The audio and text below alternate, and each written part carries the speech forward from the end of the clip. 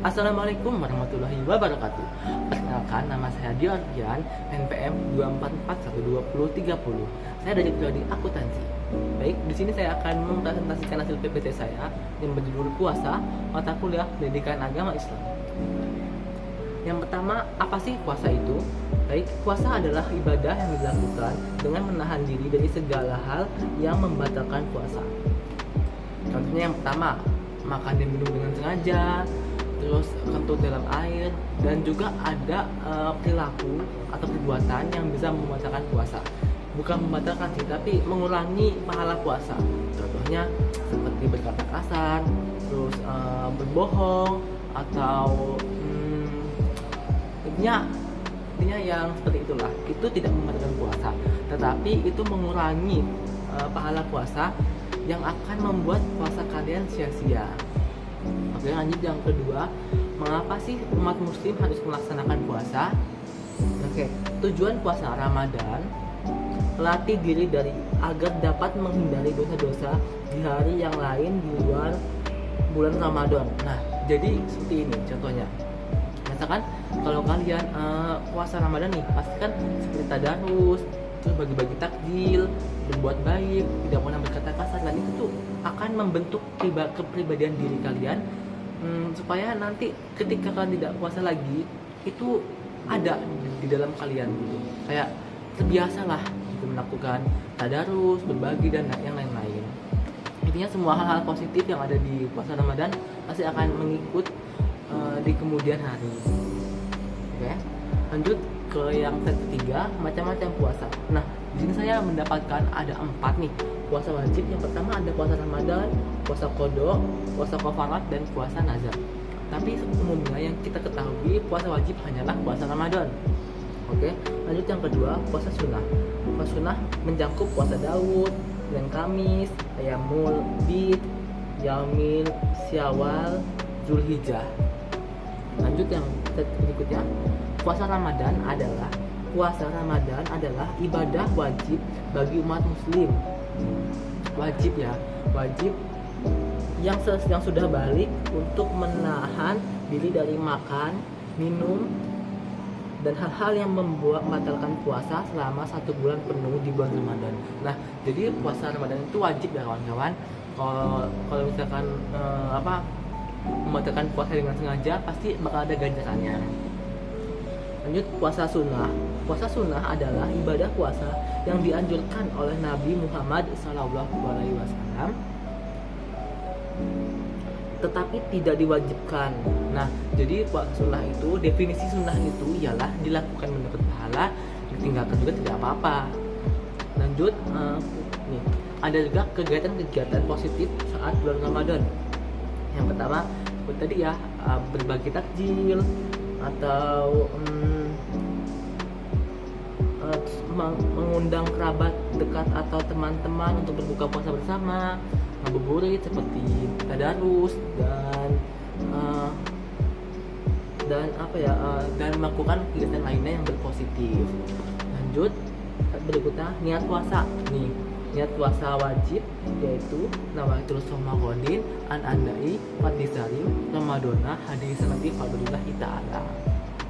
Dan juga nih niat puasa sunnah yaitu nawaitul somagodin yaumil khomisi sunatan lillahi ta'ala. Ada 2 ya jadinya. Lanjut, hukum meninggalkan puasa wajib. Nah, ini sama seperti di dunia ini. Jadi yang wajib ketika ditinggalkan pasti ada hukumannya, ada ganjarannya. Oke, hukum meninggalkan puasa Ramadan karena sakit bagi mukallafah adalah tidak wajib berpuasa. Nah, jadi ada dispennya ya. Kalau kita nyebutnya dispen itu kayak boleh nih boleh untuk tidak puasa dengan dengan alasan yang masuk akal gitu. Kayak sakit kita harus makan 3 hari sekali, makan 3 kali sehari, terus minum obat dan lain-lain. Oke. Jika tidak ada harapan sembuh, maka orang yang sakit wajib membayar fidyah. Nah, apa sih fidyah itu? Fidyah adalah memberi makanan kepada seorang miskin dengan satu mud makanan pokok seperti beras yang setara dengan 0,675 kg. Selain sakit, ada beberapa kondisi lain yang diperbolehkan tidak berpuasa. Nah, yaitu anak-anak, lansia, tidak waras, sedang bepergian, haid, hamil, dan menyusui. Lanjut. Nah, ini ada hadis nih, ada hadis mengenai berpuasa.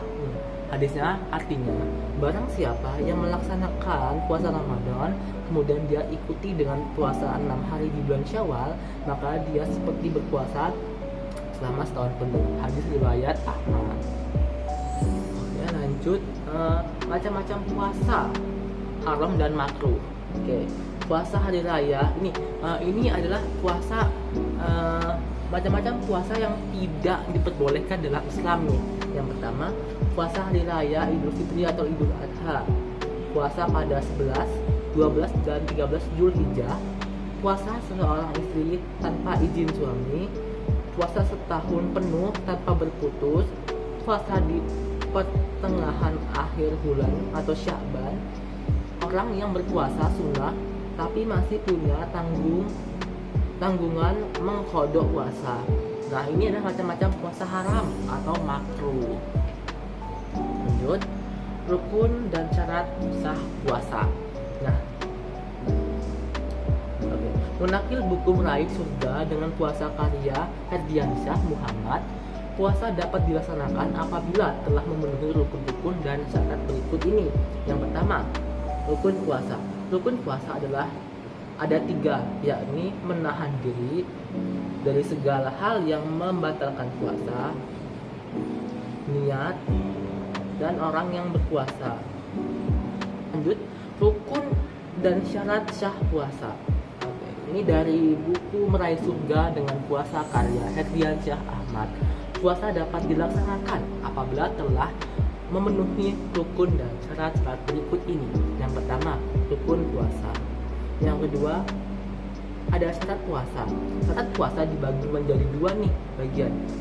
Pertama, syarat wajib, dan yang kedua, syarat sah. Adapun syarat wajib dan ada 4, yaitu balik, Islam, berakal, dan mampu secara fisik atau syariat. Sedangkan syarat sah puasa ada 4, yaitu Islam. Yang pertama, Islam sudah pasti ya. Lanjut, mampu membedakan baik dan buruk. Nah, ini seperti kayak balik nih. Balik kan udah pasti kan bisa membedakan mana yang baik dan buruk ya, seperti perbuatan ataupun yang lain-lainnya. Lanjut, tidak sedang nifas atau dalam proses melahirkan saat berpuasa. Nah, jadi bagi wanita itu diistimewakan ya, setiap dia nifas atau melahirkan itu tidak diwajibkan untuk berpuasa. Yang keempat, puasa tidak dilakukan pada saat hari raya. Nah, ini jatuhnya udah haram ya. Jadi tidak ada nih seperti kayak puasa Lebaran, Idul Fitri, terus puasa, itu nggak ada ya. Itu nggak ada dalilnya. Lanjut, oke. Dalam kaidah bahasa Arab, istilah puasa disebut dengan asyam atau asaum yang berarti menahan. Nah, menahan ini bisa menahan nafsu, menahan lapar, menahan perbuatan yang tidak baik, dan lain-lain. Oke. Allah berfirman dalam surat Al-Baqarah ayat 183 yang artinya, wahai orang-orang yang beriman, diwajibkan kepada kamu berpuasa seperti juga yang telah diwajibkan kepada umat sebelum kamu, agar kamu menjadi orang-orang yang bertakwa. Baik, seperti itulah contoh surat dari Al-Quran. Lanjut, Imam Ghazali dalam kitabnya Ihya Ulumuddin menerapkan tingkatan dalam berpuasa: saumul umum, saumul khusus, dan saumul khususil. Ketiganya bagaikan tingkat tangga yang menarik orang berpuasa agar bisa mencapai tingkatan yang khusus. Oke, lanjut nih, saya ada contohnya, contoh orang-orang super khusus nih. Ini level yang paling tinggi. Menurut klarifikasi Imam Al-Ghazali disebut syaumul khususil khusus. Inilah praktik puasanya orang-orang istimewa, excellence. Mereka tidak saja menahan diri dari maksiat, tapi juga menahan hatinya dari keraguan akan hal-hal keakhiratan. Menahan pikirannya dari masalah duniawi serta menjaga diri dari berpikir kepada selain Allah. Kemudian kesimpulannya adalah puasa dibagi menjadi dua. Yang pertama puasa wajib, Ramadan, dan puasa sunnah. Sama seperti ibadah lain, puasa wajib itu jikalau ditinggalkan mendapat dosa, kalau puasa sunnah ditinggalkan dilakukan mendapat pahala, ditinggalkan tidak apa-apa. Oke, baik. Sekian dari saya, kurang dan lebihnya saya mohon maaf jika ada salah kata atau salah perilaku. Saya mohon ampun kepada Allah Subhanahu wa taala. Sekian, wassalamualaikum warahmatullahi wabarakatuh.